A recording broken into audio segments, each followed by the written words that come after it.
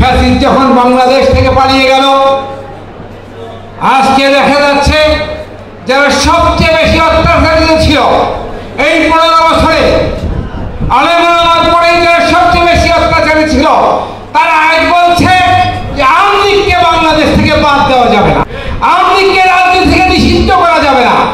আমরা তাদের প্রশ্ন করতে চাই, আপনারা কি আওয়ামী লীগের মিটিং হতে চান, না আপনাদের মনে ভয় আছে যে আপনারা ক্ষমতা যায় আওয়ামী লীগের মতো ব্যবহার করবেন, আপনারাও নিষিদ্ধ হয়ে যাবেন? এই ভয়ের কারণে আপনারা আওয়ামী লীগের মতো হবেন না, তা আপনাদের নিষিদ্ধ হওয়ার কোনো উপায় নাই। কেউ আওয়ামী লীগকে ফ্যাসিস্ট বলতে কষ্ট পাচ্ছে, কেউ আওয়ামী লীগকে মাফ করে দেওয়ার জন্য বলছে, কেউ আওয়ামী লীগের পুনর্বাসনের জন্য চেষ্টা করে যাচ্ছে। ইসলামী আন্দোলন পরিষ্কার মেসেজ, আওয়ামী লীগ বাংলাদেশে রাজনীতি করতে পারবে না। আওয়ামী লীগের আত্মার 5 তারিখ শেষ হয়ে গেছে। আওয়ামী লীগের ছাত্র সংগঠন ছাত্রলীগকে আপনারা দেখেছেন যখন নিষিদ্ধ করা হয়েছে, একটি বড় দল থেকে দুঃখ প্রকাশ করা হয়েছে। তারা কোনো রাজনৈতিক দলকে তারা নিষিদ্ধ করতে রাজি নয়। আরে ভাই, আপনি কোন রাজনৈতিক দল? আপনারা সন্ত্রাসী দল, আপনারা খুনি দল, আপনারা গণতন্ত্র হত্যাকারী দল।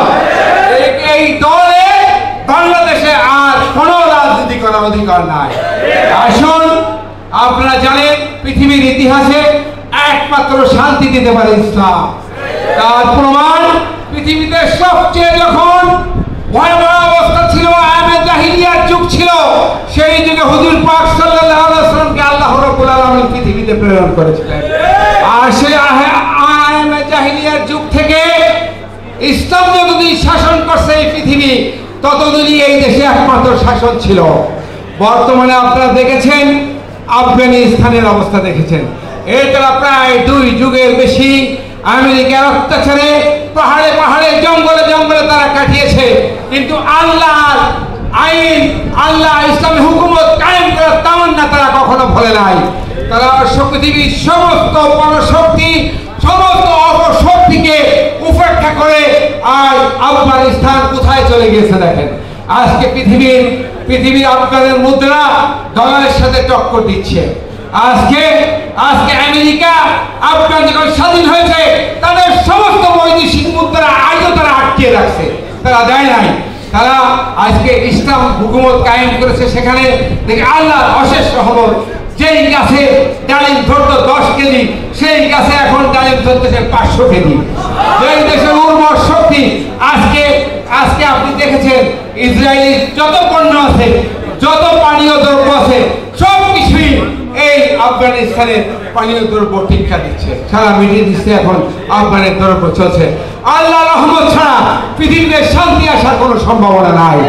আসুন, আমরা ঐক্যের চেষ্টা করে যাচ্ছি। ইসলামী আন্দোলন বাংলাদেশ ঐক্যের পথে আছে, আমরা ঐক্যের চেষ্টা করে যাচ্ছি। আসুন, আমরা ঐক্যবদ্ধভাবে এই ফ্যাসিস্টদের বিরুদ্ধে লড়তে থাকি, এই চাঁদাবাজ সন্ত্রাসীদের বিরুদ্ধে লড়তে থাকি। এই ফ্যাসিস্টদের বিরুদ্ধে ভবিষ্যতে যেন আর কেউ ফ্যাসিজম বাংলাদেশে কায়েম করতে না পারে, তার জন্য সচেতন থাকবো ইনশাআল্লাহ। আমরা চাই ঐক্যবদ্ধভাবে একটি বাক্স আমরা দিব ইনশাআল্লাহ। আমরা ইনশাআল্লাহ চট্টগ্রাম 10-এ ইসলামী আন্দোলনের প্রতিনিধি থাকবে। ইসলামী আন্দোলন চট্টগ্রাম 10-এ নির্বাচন করবে, ঐক্য হলেও করবে, ঐক্য না হলেও করবে। ইসলামী আন্দোলনের জন্য চট্টগ্রাম 10 নির্বাচন অবশ্যই করবে। এরা চট্টগ্রাম 10-এর মূল হলো হালিশহর থানা।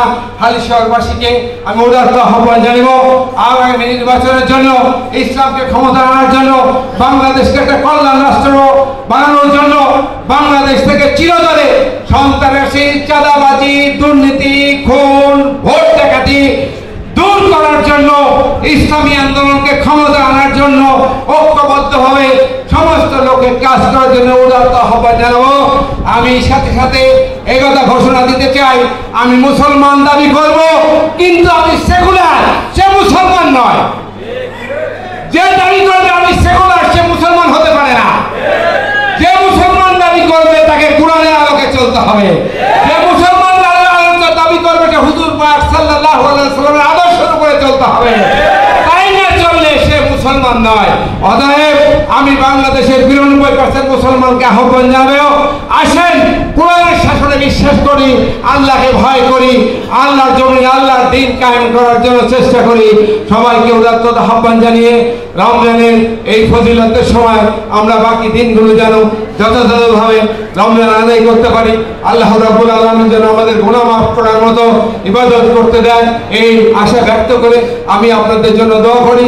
আমিও আপনাদের কাছে দোয়া চাই। সবাইকে আন্তরিক মোবারকবাদ।